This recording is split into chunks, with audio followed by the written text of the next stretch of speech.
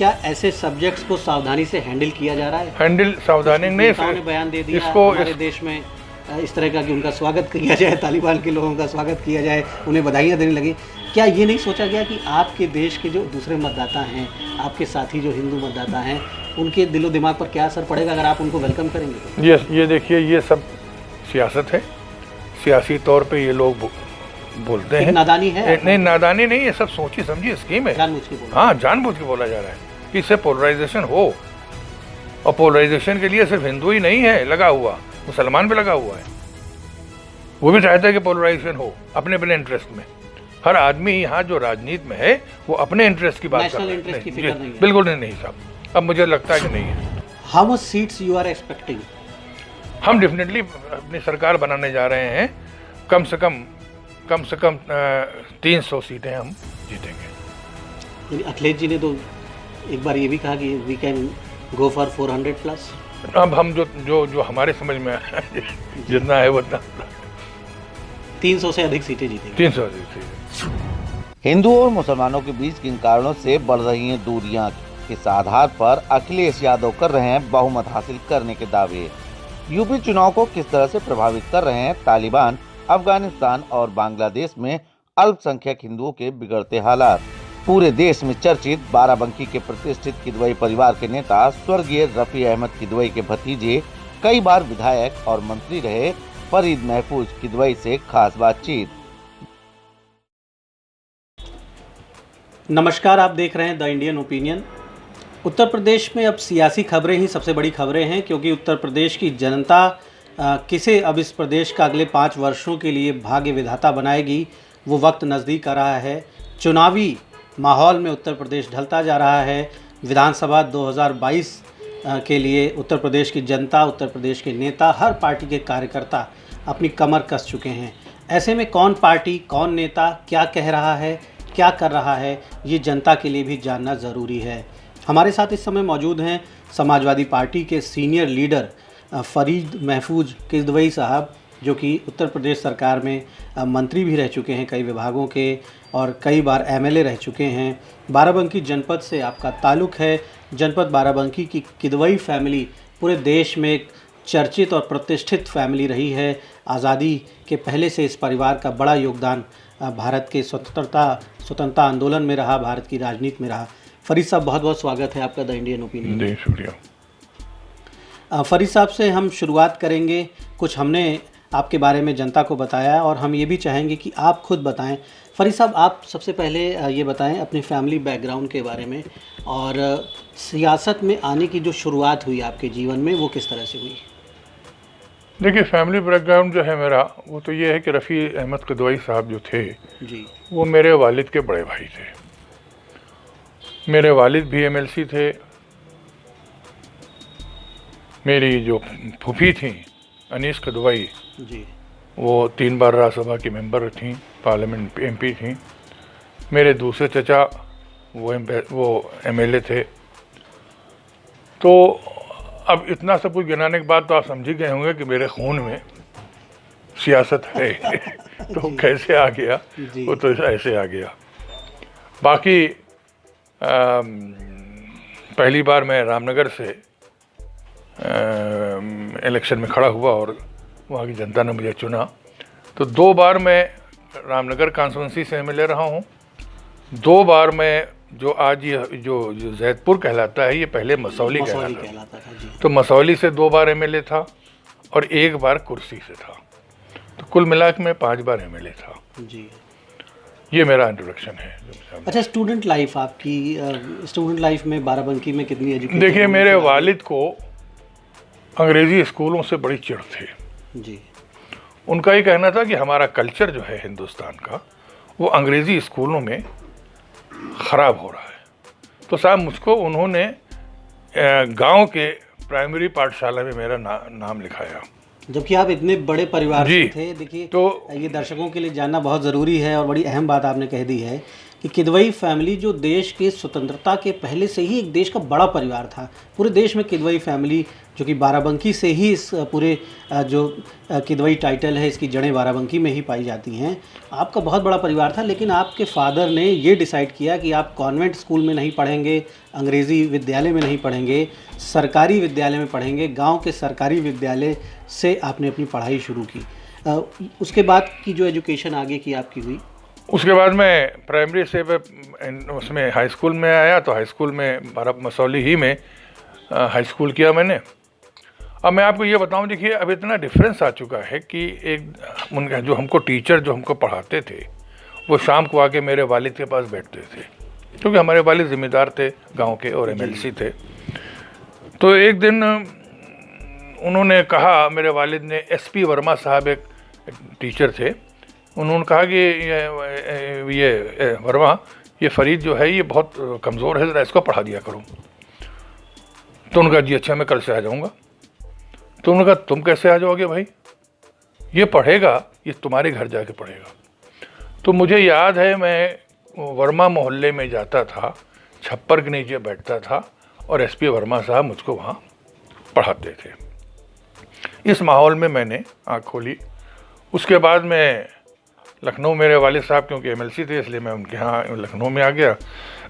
यहाँ मैंने क्या नाम है, फर्स्ट ईयर में नाम लिखाया गया मेरा। हाई स्कूल मैंने वहीं से किया था मसौली से, और उसके बाद वालिद का इंतकाल हो गया तो मैं अलीगढ़ भेज दिया गया। अलीगढ़ से मैंने एमएससी किया। एमयू के आप प्रोडक्ट हैं और एमएससी आपने किया वहाँ जी। से। तो अलीगढ़ से एमएससी करने के बाद फिर आपने डायरेक्ट कोई पॉलिटिकल पार्टी ज्वाइन की? नहीं, मैंने पहले कुछ दिनों तक तो मैंने रिसर्च की जी, और रिसर्च करने के बाद मैं सर्विस में आ गया। मैं बेसिकली जियोलॉजिस्ट हूँ, एमएससी जियोलॉजी में किया था। तो आप हाईली क्वालिफाइड हैं। आप समझ सकते हैं कि बहुत से नौजवान, बहुत से लोग अभी तक, आपका इतना बड़ा राजनीतिक जीवन हो गया है, शायद कम लोग जान पाए होंगे कि आप जियोलॉजिस्ट हैं और एमयू से एक रेप्यूटेड कैरियर आपका रहा। तो मैं वहाँ जियोलॉजिस्ट था साहू जैन्स में।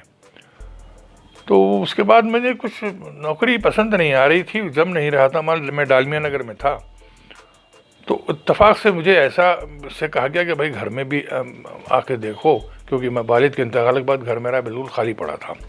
मेरे और जो भाई थे वो दिल्ली में थे सब, और एक सर्विस करते थे गोवा में। तो मैंने इस्तीफ़ा दिया नौकरी और मैं आके मसौली में सेटल हो गया, और वहाँ भट्टा वट्टा लगाया। एक भट्टा लगाया, 1 से 2 हुए, और वहीं पर हमारे चचा मुस्तफ़ा कामिल किदवई जो एम्बेसडर थे सऊदी अरब में, वो रिटायर हुए, और रिटायर होने के बाद वो जब आके मसौली में बैठे तो उन्होंने कहा मैं चुनाव लड़ूंगा। हम सब लोगों ने कहा भाई ज़रूर लड़िए साहब। वहाँ के लोगों ने उनसे, तो उन्होंने मसौली से टिकट मांगा। मसौली से उस ज़माने में जमीलुर रहमान किदवई साहब जो हुआ करते थे, मोहसिना जी के ससुर थे जी, वो सिटिंग एमएलए थे। तो उन्होंने कहा मुझे यहाँ से टिकट दिया जाए। तो वहाँ कांग्रेस हाईकमान ने कहा साहब आप कहीं से टिकट ले लीजिए, लेकिन कम से कम ये जमीलुर रहमान साहब यहाँ के सिटिंग एमएलए, यहाँ लेना मुनासिब नहीं है। तो उनका भाई देखो मैं तो यहाँ रहता हूँ, मैं यहीं से लड़ूंगा। तो जाहिर उनको टिकट नहीं मिला, वो इंडिपेंडेंट लड़ गए। तो इंडिपेंडेंट लड़े और जीते। जीत के फिर वो वापस कांग्रेस में चले गए, क्योंकि बहुत ज़माना कांग्रेस का था। तो एमएलए रहे, और उसके बाद एमएलए का जब कांग्रेस प्रत्याशी के खिलाफ वो चुनाव लड़े। जी जी जी, और अपनी ही फैमिली से जुड़े हुए कैंडिडेट के खिलाफ कहा जाए। हाँ जी हाँ, फैमिली ट्री तो एक है, लेकिन वो बड़ा गाँव के थे और हम लोग मसौली के हैं, कोई बहुत अच्छे ताल्लुकात उस ज़माने में नहीं थे। जी। तो वो बहरहाल इलेक्शन हुआ, लेकिन निर्दलीय जीत गए। उसके बाद वो, तो ये आपके परिवार का जो प्रभाव रहा क्षेत्र में, पूरी विधानसभा में शुरू से ही, ये भी एक, जिस दौर की आप बात बता रहे हैं उस दौर में कांग्रेस पार्टी अकेली पूरे देश में, भारत के कोने कोने में उसका जी बिल्कुल साहब, बिल्कुल जी हाँ। और उस दौर में जब कांग्रेस एक बिल्कुल फर्स्ट चॉइस हुआ करती थी भारत की जनता की, उस दौर में कांग्रेस के कैंडिडेट को हरा के आपकी फैमिली से वो निर्दलीय जीते। जी जी बिल्कुल। तो उसके बाद फिर वो जब उनका टर्म ख़त्म हुआ तो एमएलसी हो गए, और उसके बाद उनका इंतकाल हो गया। तो उनको इलेक्शन लड़ाने में मेरा अहम भूमिका थी। पूरा इलेक्शन मैनेज किया मैंने। और उस ज़माने में साइकिल से मैं वर्क करता था। उस ज़माने में गाड़ियाँ वाड़ियाँ नहीं होती थी ज़्यादा, और मैं नौजवान था, 25-26 साल का था।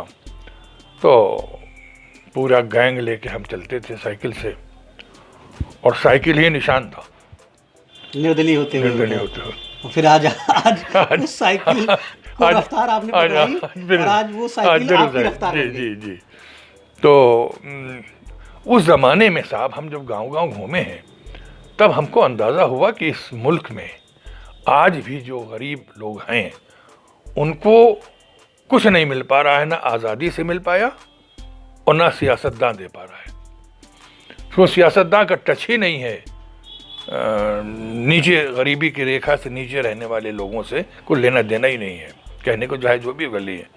तो वहाँ जो हमको अंदाज़ा हुआ कि ज़रूरत है ऐसे लोगों की जो गरीबों के घरों में जाके बैठ के देखें और उनकी समस्याओं को समझें। तो साहब वो कीड़ा बहुत ज़ोरों से हमको उसने काटा और मैं पॉलिटिक्स में आ गया। तो उनके इंतकाल के बाद मैं खड़ा हो गया। तो बेनी प्रसाद जी तब सब समाजवादी में चला, मैं असल में बेसिकली बहुगुणा जी के साथ था, हेमवती नंदन बहुगुणा। वो उन्होंने CFD बनाई थी। तो बहुगुणा जी आखिर में मर्ज कर गए लोकदल में, तो मैं भी लोकदल में आ गया। रामनगर से मुझे बेनी प्रसाद जी ने टिकट दिया, मैं चुनाव जीता, एक जीता दूसरा जीता। उसके बाद कुछ ऐसे हालात हुए कि मुझे मसौली में आना पड़ा। मसौली से पहला चुनाव आप लोकदल से जीते, रामनगर विधानसभा से? लोकदल से जीते। उस ज़माने में जब लोकदल बनी थी तो बहुगुणा जी ने जब मर्ज किया था लोकदल में, तो वो दलित मजदूर किसान पार्टी के नाम से बना था जी। थोड़े दिन बाद तो दमकिपा उसको कहते जी। तो मैं दमकिपा का बेसिकली कैंडिडेट था, लेकिन उसके बाद सब मर्ज कर गया और मैं लोकदल में आ गया। बहुगुणा जी भी लोकदल में आ गए और शायद बहुगुणा जी लोकदल के अध्यक्ष भी हो गए थे चौधरी चरण सिंह की डेथ के बाद। तो उत्तर प्रदेश के जो तमाम जो कुछ सीनियर लीडर्स हैं, जिन्होंने वो दौर भी देखा है जब भारत में स्वतंत्र भारत में लोकतंत्र अपने प्रारंभिक दौर में था, शायद वो उसके बाद जब धीरे धीरे मैच्योर होने लगी पॉलिटिक्स, तो उस दौर को आपने करीब से देखा। और जब देखा नहीं साहब से चुनाव प्रचार होता था, देखा नहीं है, मैं झेला है मैंने जी। आप जिसको देखना कह रहे हैं, आप उसका हिस्सा रहे हैं। मैं हिस्सा रहा हूँ और पीड़ित रहा हूँ। मैं आपको ये बता दूँ कि रफ़ी साहब के साथ मैं रहता था। तो रफ़ी साहब के जो PA थे जनरैन बाबू, उनका लड़का था अजय, हमारा ये हम उम्र था। उसके पास जो खिलौने होते थे वो मुझको नहीं, मेरे पास नहीं थे। तो मैं जाके कहता था अपने चचा से कि साहब मुझे मंगा दीजिए, देखिए अजय के पास ये है। तो वो हंसते थे। बहरहाल और किसी तरह उन्होंने मुझे मंगा के दिया, लेकिन मैं डांटा गया कि तुम्हें मालूम नहीं कि उनके पास पैसा नहीं रहता है, तुम आके उनसे पैसे मांगते हो। खैर बहरहाल तो ये था। तो मैं उसका एक पार्ट भी रहा हूँ और मुझे फ़ख्र है कि मैं ऐसे लोगों के परिवार से हूँ या जिन्होंने मुल्क की। मैं आपको ये बता दूँ कि सबसे बड़ी चीज़ ये है कि हमारी जो रफ़ी साहब की बीवी थी वो तो नमाजी थी, मतलब सिवाय नमाज के अलावा नमाज रोज़ा इसके अलावा कुछ नहीं करती थी। पर्दा करती थी इतना सख्त कि बाहर के किसी आदमी को पर्दा नहीं, मतलब आने नहीं देती थी। तो उन्होंने अपने शौहर से कहा, यानी रफ़ी साहब से, कि मुझे हज करा दो। तो रफ़ी साहब ने हंस के उनसे ये कहा कि तुम पे हज फ़र्ज नहीं है। वो खफा हो गई कि तुम इतने बड़े मिनिस्टर हो, इतनी बड़ी कोठी तुम्हारे पास है, इतनी बड़ी गाड़ी तुम्हारे पास है, और तुम कहते हो कि फ़र्ज नहीं है। फ़र्ज तो उन्होंने कहा नहीं, जिसके फ़र्ज नहीं मैं बता रहा हूँ। तो उन्होंने कहा नहीं, फ़र्ज है तुम्हारे ऊपर। उनका ठीक है भाई, करना चाहती हो। उन्होंने करा दिया, हज कराई। उनके मरने के बाद वो रो रही थी कि मुझको अपने शौहर की फाइनेंशियल पोजीशन भी नहीं मालूम थी। हमारे यहाँ मुसलमानों में ये है कि अगर आपके पास पैसा नहीं है, इतना पैसा कि आप हज का खर्च बर्दाश्त कर सकें, तो आपके लिए हज फ़र्ज नहीं है। या घर में जवान बेटी हो और उसकी शादी करना हो तो आपको फर्ज नहीं है। मतलब आप फाइनेंशियली इंडिपेंडेंट हो, इतना हो कि आप सफ़र का खर्च बर्दाश्त कर सकें। जी हाँ, बच्चों की शादी करने के बाद, जी खासतौर पे बेटियों की शादी के बाद। हाँ, नहीं वो शादी पहले करें चाहे बाद में करें। हाँ, लेकिन अगर प्रभावित ना आपके हो। पास इतना पैसा नहीं है कि आप हज का खर्चा बर्दाश्त कर सकें तो हज आप पे फ़र्ज नहीं है। सेंट्रल गवर्नमेंट के वो मिनिस्टर थे, नेहरू जी की कैबिनेट में थे, और ये उनकी ऑनेस्टी, उनकी ईमानदारी का अंदाज़ा इस बात से लगता है कि जब उनकी वाइफ हज के लिए जाना चाह रही थी तो ड्यू टू फाइनेंशियल सिचुएशन या अपनी ऑनेस्टी की वजह से कि उनके पास बहुत पैसे नहीं थे, उन्होंने एक बार उन्हें रोकने की कोशिश की, हालांकि उनके ज़िद करने पे उन्होंने भेजा। फरीद साहब, आपने राजनीति के बहुत से रंग देखे हैं, और जैसा कि थोड़ी देर पहले हमने जिक्र किया कि भारतीय राजनीति का वो प्रारंभिक दौर जब ईमानदारी और सादगी जो है वो नेताओं का आभूषण हुआ करती थी, और आज की जो राजनीति है जहाँ 50 लाख की गाड़ियों से राजनीति की शुरुआत करते हैं बहुत से नेता, इस दौर के बीच का जो आपने सफ़र देखा है, कितना हासिल हुआ है हमारे देश के आम लोगों को, कमज़ोरों को, तमाम वो लोग जैसा कि आपने कहा कि जो बहुत पीछे हैं अभी भी गांव देहात में जो आप जाते थे, कितना हासिल हुआ है उन्हें भारत में लोकतंत्र आने का? क्या लाभ गांव-गांव तक, गरीबों तक खास तौर पर पहुंचा? देखिए, हासिल तो हुआ है। 70 सालों में हमने तरक्की की है, 70-72 सालों में, लेकिन तरक्की की जो स्पीड है वो बहुत कम है, वो बहुत स्लो है। और मुल्कों में, चाइना को आप देखिए, शूट कर गया within no time. Japan को आप देखिए, जापान तो बिल्कुल तबाह कर दिया गया था हिरोशिमा और नागासाकी के ब्लास्ट के बाद, लेकिन आज देखिए उसका क्या है। तो जो तेज़ी थी इन मुल्कों में, वो हमारे यहाँ तेज़ी नहीं थी। लेकिन हमारे जो लीडरान थे, खासकर पंडित नेहरू हों, जवाहरलाल नेहरू हों और लोग हों, इन लोगों ने मुल्क को तरक्की बहरहाल इनके ज़माने में हुई है और लोगों की भी हुई है, लेकिन बहुत स्लो स्पीड रही है।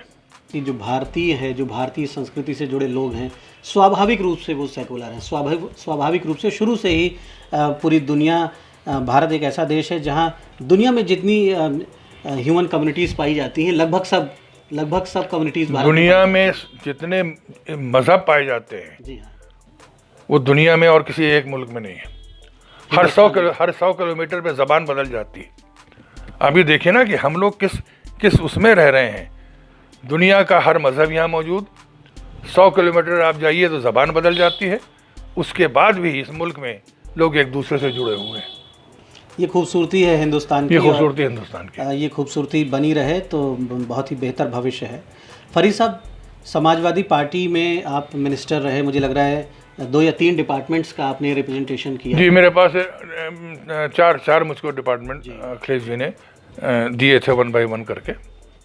मैं फॉरेस्ट मिनिस्टर भी था, प्लानिंग में भी, प्लानिंग सबसे पहले प्लानिंग में हुआ, फिर फॉरेस्ट में हुआ, उसके बाद स्पोर्ट्स में हुआ, और उसके बाद हुआ टेक्निकल एजुकेशन में। जी, तो तमाम काम आपकी गवर्नमेंट ने किए, कहाँ पर वो फेलियर रहा, कहाँ पर वो वीकनेस रही जिसकी वजह से आप 17 में लूज़ कर गए? ये बात इसलिए यहाँ पर लाजमी है क्योंकि अब 22 में आपको सामना करना है जिस इलेक्शन का, वहाँ पर आप जिस पार्टी ने सत्ता हासिल की थी, आपको सत्ता से बाहर करके, अब उस पार्टी का आपको सामना करना है। देखिए, पहली बात ये कि हम पिछली जो चुनाव में हारे हैं उसमें हमारी कोई गलती नहीं थी। आप भरोसा तो लूज कर गए ना आप प्रचंड बहुमत से जीते थे, मायावती को हरा के बीएसपी जो कि बहुमत से आई थी, वो उसका धरातल पूरा छीन लिया जनता ने और आपको पूरा बहुमत दिया।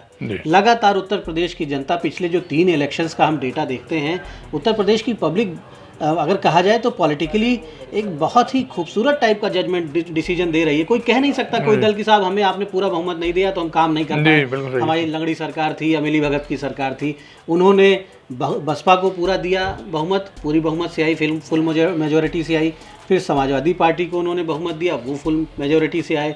फिर बीजेपी को भी उन्होंने बहुमत दिया और लगातार जनता अंतर बढ़ा रही है। आप देखें तो जो रेशियो है, वोट परसेंटेज भी बढ़ रहा है, लोग खूब वोट भी डाल रहे हैं। यानी राजनीति में अब पब्लिक की दिलचस्पी बढ़ती जा रही है। लोग चाहते हैं कि मजबूत सरकारें आएं जो काम करें, बहानेबाजी ना करें। जी, अब वो धोखा खा गए। वो उनके कुछ हमारे प्रधानमंत्री जी ने जिस तरह के वादे किए थे, अब वो वादे आपको हम क्या गिनवाएं कि हर एक के खाते में 15-15 लाख रुपया आ जाएगा, गरानी ख़त्म हो जाएगी, काला धन वापस हो जाएगा, वापस लाएंगे, 2 करोड़ नौकरियां हर साल देंगे।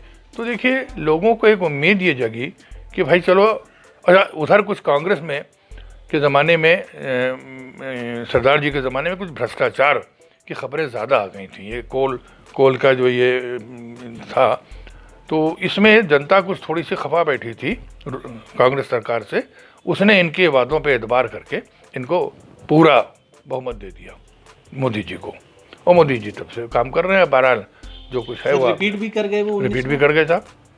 अब अगर ये माना जाए कि पहली बार वो सिर्फ झूठ के ही दम पर आ गए, फिर 19 में उनका रिपीटिशन, यानी जनता ने, या फिर हम भारत के मतदाताओं को तो दोषी नहीं ठहरा सकते, या ये नहीं कह सकते कि हमारे मतदाताओं को के पास निर्णय लेने की क्षमता नहीं है, मतदाता हमारे इतने अयोग्य हैं। भाई लगातार वो मोदी जी की लीडरशिप को दूसरी बार भी मोहर लगा देते हैं जी। अभी हाल ही में आपने देखा कि अखिलेश यादव जी को जिन्ना साहब की याद आ गई। हरदोई में वो एक उनकी यात्रा जो आजकल चल रही है उसमें गए हुए थे, और वहाँ पर उन्होंने कुछ भारतीय महापुरुषों का नाम लिया, और उसमें उन्होंने कहा कि साहब जिन्ना साहब को भी उन्होंने उसी कैटेगरी में उनका नाम लिया, उनको रखा। बड़ा इसको लेकर विवाद भी हुआ, लोगों ने आलोचना की, चीफ मिनिस्टर ने भी कहा, तमाम लोगों ने कहा, कुछ पटेल समाज के लोगों ने भी ऑब्जेक्शन किया कि साहब वो पटेल समाज का अपमान कर रहे हैं, कुर्मी समाज का अपमान कर रहे हैं, और पटेल जी, सरदार पटेल का बहुत रिस्पेक्ट है सोसाइटी में, और उनको जिन्ना के साथ कैटेगराइज कर रहे हैं। आपकी क्या ओपिनियन है, जिन्ना को भारत में महापुरुष कहा जाए, हीरो कहा जाए, या विभाजन हुआ देश का उन्हें विलन कहा जाए? ये एक, और जिन्ना इलेक्शन में क्यों प्रकट हो जाते हैं भारत में? नहीं, प्रकट नहीं हो जाते। देखिए बात ये, अखिलेश जी ने जो बात कही थी वो आप इतिहास पढ़िए तो आपकी समझ में आ जाएगा। लेकिन उसको अब यही ना बताया ना कि उसको भाजपा वाले उसको उससे वोट बनाने की बात कर रहे हैं। खराबी ये है, इतिहास बदला जा रहा है। यूँ भी आप देखिए, जो इतिहास है उस इतिहास को बदला जा रहा है, उसमें महापुरुषों के नामों को या तो गायब किया जा रहा है, और जो लोग महापुरुष नहीं हैं उनको महापुरुष बनाया जा रहा है। तो इतिहास के बाद है जहाँ तक, तो देखिए एक स्टेज तक ये जिन्ना साहब जो हैं ये पूरी तरह से देश के साथ थे, महात्मा गांधी के साथ थे, और इन्होंने जो देश के अंग्रेज़ों ने जिन लोगों के ख़िलाफ़ मुकदमे लगाए थे या जिनको सजाएं दी थी, उनके ख़िलाफ़ उन्होंने मुकदमे भी लड़े। मतलब मुल्क के जो मुल्क के लिए जो लोग लड़ रहे थे, फ्रीडम फाइटर्स के लिए मुकदमे भी लड़े। तो एक स्टेज तक था। उसके बाद जब जिन्ना साहब की समझ में ये आया कि किसी भी तरह से वो पंडित नेहरू और सरदार पटेल के स्टेचर का मुकाबला हिंदुस्तान में रह कर नहीं कर पाएंगे, तो उन्होंने पाकिस्तान के राह ली। जिस दिन उन्होंने पाकिस्तान के राह ली, हमारे लिए वो विलेन हो गए। लेकिन अल्टीमेट जब हम किसी के व्यक्तित्व का निष्कर्ष, जो व्यक्ति आज हमारे बीच नहीं है, अगर हम उनके पूरी पर्सनालिटी का और हिस्टोरिकली उनको इवेलुएट करते हैं, देखते हैं, तो हमें क्या उनका जो पूरा निष्कर्ष है, भारत में गांधी का तो अब वो सम्मान पाकिस्तान में भी नहीं रहा। हालांकि गांधी ने ना वो पाकिस्तान के लिए विलेन रहे, ना वो तो भारत के महापुरुष अनडिस्प्यूटेड हैं, और पाकिस्तान का भी कोई नुकसान उन्होंने नहीं किया। फिर भी गांधी जी की प्रतिमाएं पाकिस्तान में हटा दी गई, पाकिस्तान में उनका अब नामो निशान बिल्कुल ना के बराबर। जिन्ना को लेकर अगर इस तरह की चर्चाएं होती हैं, तो जो कंक्लूजन है जिन्ना की पर्सनालिटी का ओवरऑल, बिल्कुल आपने सही कहा कि जिन्ना साहब का जो शुरुआती दौर रहा उसमें वो एक देशभक्त नौजवान की तरह आगे बढ़े, लेकिन बाद में अपनी महत्वाकांक्षाओं के लिए या अपनी जो भी उनकी ग्रीड्स रहीं या जो भी उनकी इच्छाएं रहीं, उन्होंने मुल्क का न सिर्फ बंटवारा करवाया, और ऐसा बंटवारा हुआ कि जिसमें लाखों लोग, हिंदू भी मारे गए, मुस्लिम भी मारे गए, और भारत के टुकड़े ही नहीं हुए, भारत के लोगों के दिलों के भी टुकड़े हुए। तो ultimately for Indians at least ultimately Jinnah should be termed as a hero और अ विलेन। इस बार कुर्सी विधानसभा जो है बाराबंकी की, वहाँ पर जो सबसे ज़्यादा कुछ विधानसभाओं में संघर्ष दिख रहा है, वहाँ पे दिख रहा है। बहुत सारे आपकी पार्टी के तमाम लोग वहाँ पर दौड़ लगा रहे हैं और बड़ी मेहनत कर रहे हैं, और होर्डिंग, पोस्टर, और इधर कई महीनों से कुर्सी विधानसभा में बिल्कुल चुनावी माहौल चुनाव के पहले ही लोगों ने बना दिया है।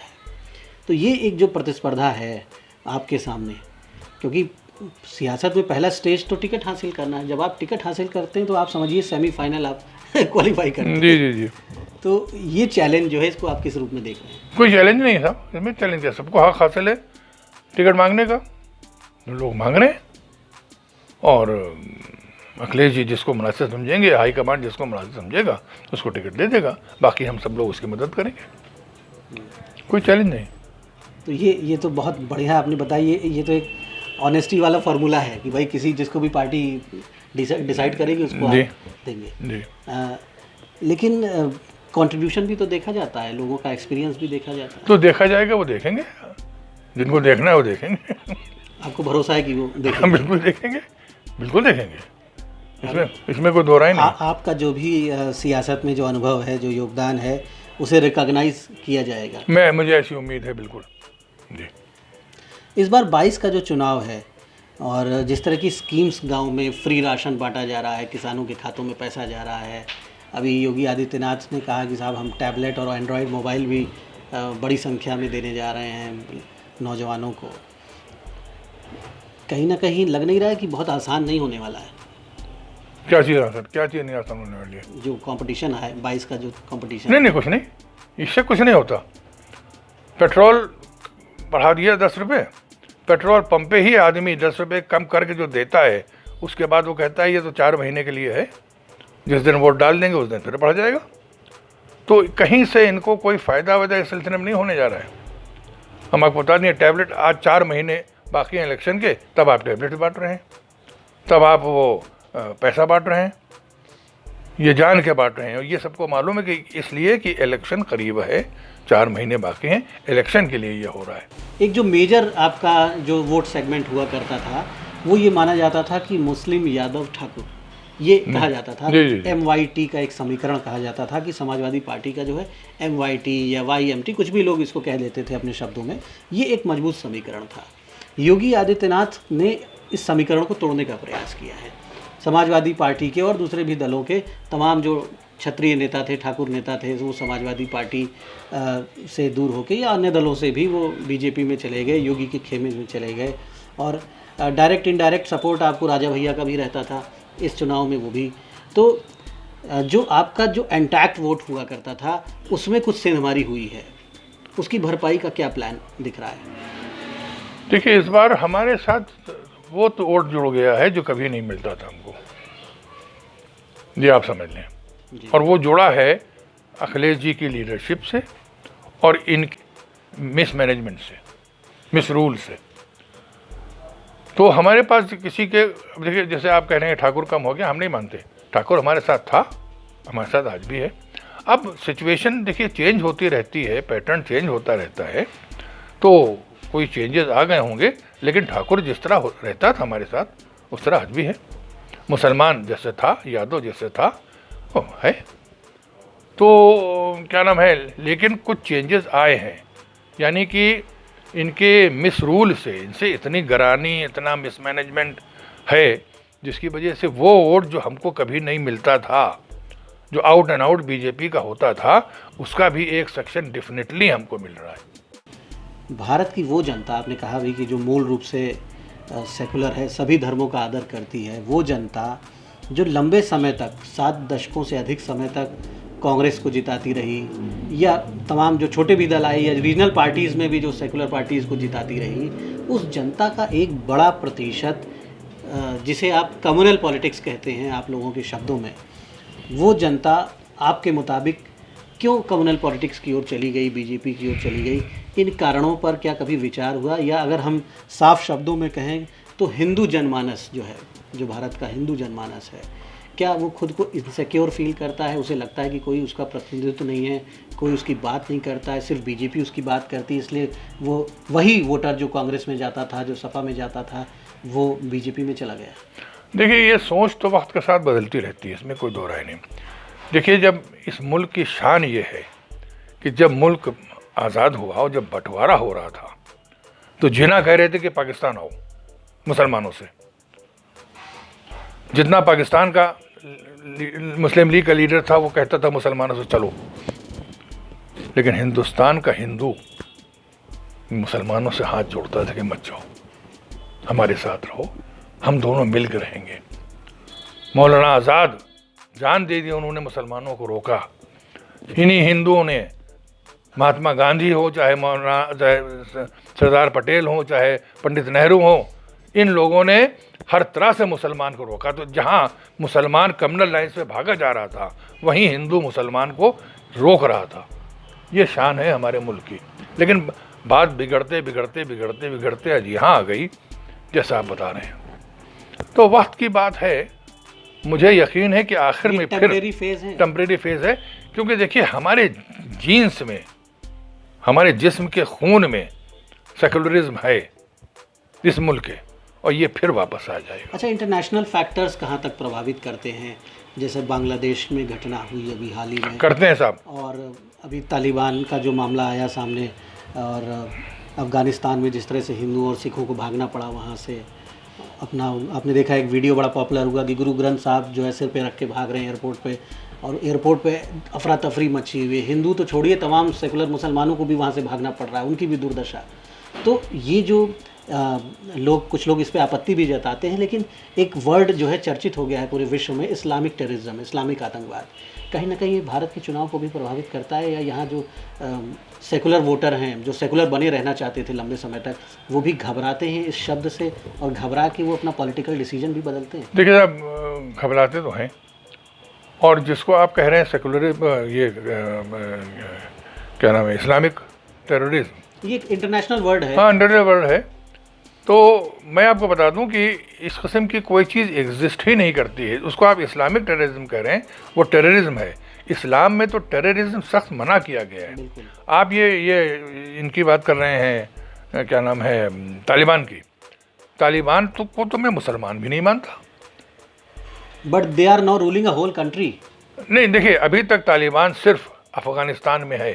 हाँ, एक देश अभी तक वो हिंदुस्तान, मतलब अभी तो देखिए ये तो बीजेपी सरकार ने हवा बना लिया है हिंदुस्तान का। हिंदुस्तान के लिए अभी तक तालिबान ने कोई ऐसी बात नहीं कही है। लेकिन ये हमारा बॉर्डर स्टेट है, हमारे बॉर्डर स्टेट, हमको चौकन्ना है। हमारा बॉर्डर, पूरा हमारा बॉर्डर स्टेट नॉन डेमोक्रेटिक तरीके से बंदूकों के दम पर कुछ लोगों ने कब्जा कर लिया। उन्होंने डेमोक्रेटिकली नहीं जीत हासिल करी है, वो बंदूकें लेके निकले हैं, और एक सरकार जो चुनाव से वहाँ पर बनी हुई थी वो ख़त्म हो गई, भागना पड़ा उन लोगों को, और पूरे टेक ओवर कर लिया है उन्होंने। तो ये मैं ये नहीं कह रहा हूँ कि वहाँ पर क्या हुआ, लेकिन भारत में ये कितना प्रभावित करेगा भारत के लोगों को, भारत के मतदाताओं को? कुछ देखिए, कुछ तो चीज़ वाक़यात ऐसे होते हैं जिसका कोई ना कोई इम्पैक्ट, और मैसेजेस, क्या ऐसे सब्जेक्ट्स को सावधानी से हैंडल किया जा रहा है? हैंडल सावधानी ने बयान दे दिया हमारे देश में इस तरह का कि उनका स्वागत किया जाए, तालिबान के लोगों का स्वागत किया जाए, उन्हें बधाइयाँ देने लगे। क्या ये नहीं सोचा गया कि आपके देश के जो दूसरे मतदाता हैं, आपके साथी जो हिंदू मतदाता हैं, उनके दिलो दिमाग पर क्या असर पड़ेगा अगर आप उनको वेलकम करेंगे तो? ये देखिए, ये सब सियासत है, सियासी तौर पे ये लोग बोलते हैं। नादानी है? नहीं, नादानी नहीं, ये सब सोची समझी स्कीम है, जानबूझ के बोला। हाँ, जानबूझ के बोला जा रहा है कि इससे पोलराइजेशन हो, और पोलराइजेशन के लिए सिर्फ हिंदू ही नहीं है लगा हुआ, मुसलमान भी लगा हुआ है। वो भी चाहता है कि पोलराइजेशन हो अपने अपने इंटरेस्ट में। हर आदमी यहाँ जो राजनीति में है वो अपने इंटरेस्ट की बात कर रहा है, इंटरेस्ट की फिक्र नहीं है। बिल्कुल नहीं साहब, अब मुझे लगता है कि नहीं है। एक बड़ी अहम बात, बहुत सीनियर एक्टर हैं नसीरुद्दीन शाह, उन्होंने कही है। किसने? नसीरुद्दीन शाह। हाँ, ने बहुत बड़ी बात कही थी, और आपके भी नॉलेज में आई होगी। उन्होंने खासतौर पर मुस्लिम कम्युनिटी से एक अपील की थी कि ये गुड तालिबान और bad Taliban, good terrorism, bad terrorism, ये नहीं।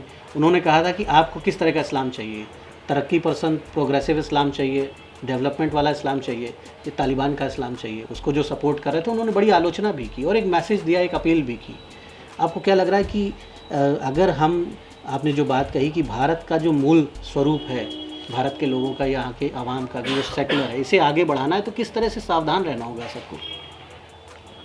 देखिए, नसीरुद्दीन शाह ने जो बात कही है बिल्कुल ठीक कही है मेरे हिसाब से। मैं समझता हूँ कि पहली बात तो ये है कि गुड टेररिज्म, बैड टेररिज्म जिसको बता रहे हैं, इस्लाम में हम अगर इस्लाम को पूरी तरह फॉलो करें, मैंने तो यहाँ तक सुना है कि इस्लाम में तो ये कहा गया है कि भाई आपका पड़ोसी कोई भी हो, अगर वो दुखी है तो आप अगर इस्लाम के अच्छे फॉलोअर हैं तो आपको कोशिश करनी चाहिए कि आपके पड़ोसी भी सुखी हों। यानी आपके पड़ोसी, आपके देश के लोग, आपके मोहल्ले के लोग, चाहे हिंदू हो चाहे मुस्लिम हो, कोई भी हो, आपको उनका इस हद तक ख्याल रखना चाहिए। और सब्र और माफ़ी, या कह लें टॉलरेंस, तो यहाँ तक था, कहा जाता है कि सब जब हज़रत मोहम्मद साहब जाया करते थे, कोई महिला उनके ऊपर कभी कभी कूड़ा फेंक दिया करती थी, और जब वो महिला कई दिनों तक कूड़ा फेंकने नहीं आई तो वो खुद उसका हालचाल लेने चले गए कि भाई ये बीमार हो गई है, इसको क्या हो गया है कि ये कूड़ा फेंकने नहीं आ रही है। तो टॉलरेंस की ये लिमिट उनके यहाँ थी। इस लिमिट को, ये मैसेज उन्होंने दिया वर्ल्ड को, और लोग आज ऑटोमेटिक राइफल्स लेकर निकलते हैं, बड़ी बड़ी दाढ़ी रखे हुए हैं और कहते हैं कि वो इस्लाम के जो है वो, ये इस्लाम नहीं है, जो वो कर रहे हैं वो इस्लाम नहीं है जी, वो इस्लाम को बदनाम कर रहे हैं, वो इस्लाम के दुश्मन है। इंडियन पॉलिटिक्स पर ये जो चेहरा है, ये चेहरा इंडियन पॉलिटिक्स पर 2022 के चुनाव पर अक्सर यूपी के चीफ मिनिस्टर अपने भाषण में इस चेहरे का जिक्र भी करते हैं। जी। तो ये चेहरा, इसकी चर्चा, इन विषयों को उत्तर प्रदेश का चुनाव कितना प्रभावित करेगा, और अगर प्रभावित करेगा तो समाजवादी पार्टी के पास क्या मुकाबला है इसका?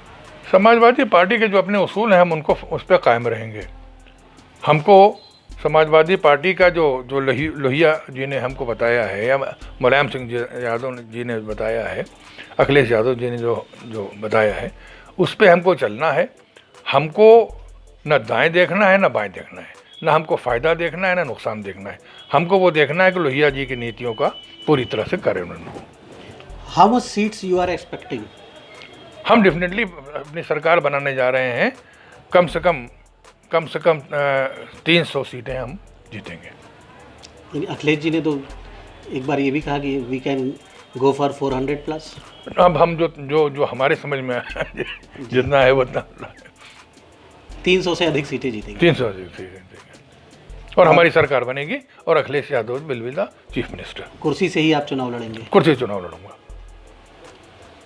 तो आपने सुना हाजी फरीद महफूज किदवई साहब को, बहुत सीनियर लीडर हैं। मैं अगर ये कहूँ कि देश के सीनियर लीडर्स में से एक हैं तो गलत नहीं होगा।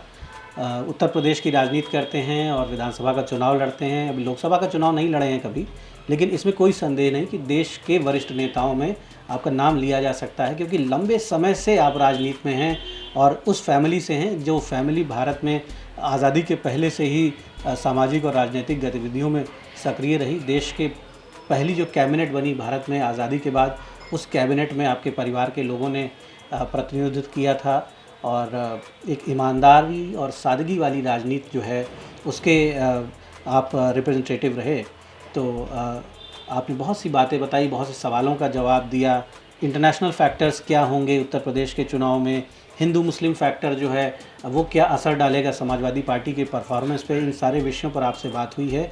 और हम उम्मीद करते हैं कि हमारे दर्शकों के लिए आपका इंटरव्यू न सिर्फ रोचक होगा, बल्कि वो जो पॉलिटिकल एक्टिविस्ट हैं, जो राजनीतिक कार्यकर्ता हैं, और तमाम लोगों के लिए बहुत कुछ सीखने और समझने के लिए भी बहुत सी बातें आपने बोली हैं। धन्यवाद।